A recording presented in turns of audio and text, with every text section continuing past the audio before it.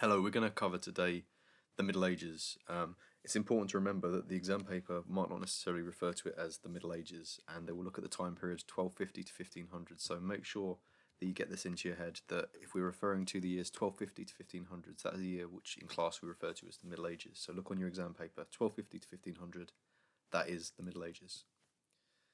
So one of the things that we need to be checking, because a lot of mistakes have been made on the exam papers, is people don't read the question. Look at what they actually are asking you to do. If they're talking about the ideas about the cause of illness, the ideas that they had were the four humours. They believed that if your humours were out of balance, that was what made you ill. They also believed that it was possibly something to do with your sign of the zodiac, or the superstition, or the planets. That was possibly one of the reasons why you were ill. As you can see from the bottom left-hand corner, miasma, or bad air, was another thing that they believed caused illness. And with the example of the leper, which you can see in the picture there in the middle of the picture, they believed that if you were sick, God was punishing you.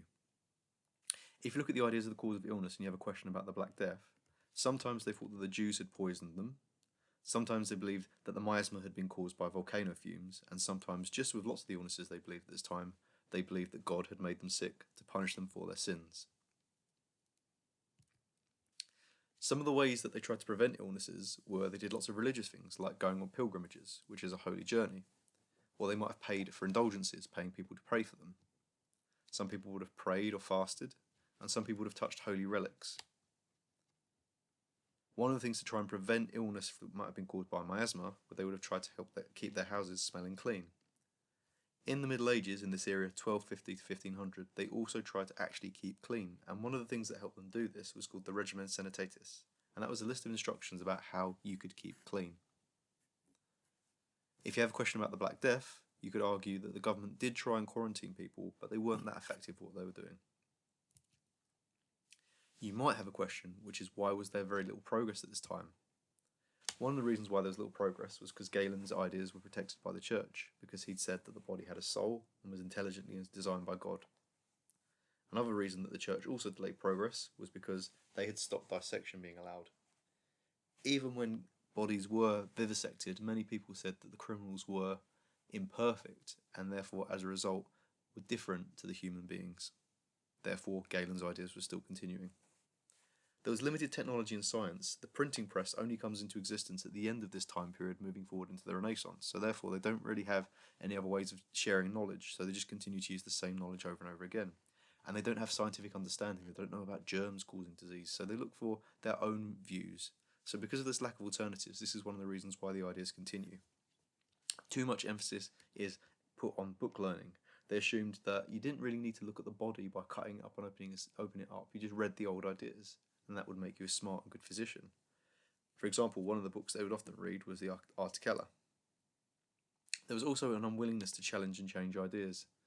For example, as you saw with Henry de Monville, when he considered challenging the ideas of Galen, he wasn't really wanting to do so because he was worried that he would lose business. How did they treat illness?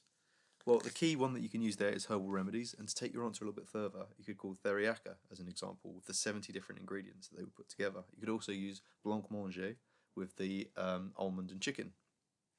Of course, they would try and balance their humours, and the ways that might do that would be through bloodletting, which we know they do by using a lancet, by using a cup, or by possibly even using leeches. We've also talked about how they would put disgusting things in their bodies to either make themselves sick through purging or placing various animals, ladders and with tubes in them going up their backsides to provide enemas to wash themselves out. It's important to remember that those ideas were based on the humours, but also sometimes when they were taking their herbal remedies and sometimes when they were doing these activities, they would base it on superstition. So they would say, well, we'll do this at a certain time because the planets are in alignment at this time.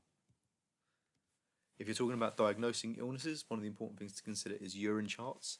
And when they made their diagnosis, again, if you can word it correctly in the question, although they're using the taste and the smell and the chart on the wall to decide what the person has that's wrong with them, they would also diagnose the person based on, again, their sign of the zodiac and also whether they thought that their humours were imbalanced. So they did use ideas of the four humours as part of their diagnosis as well.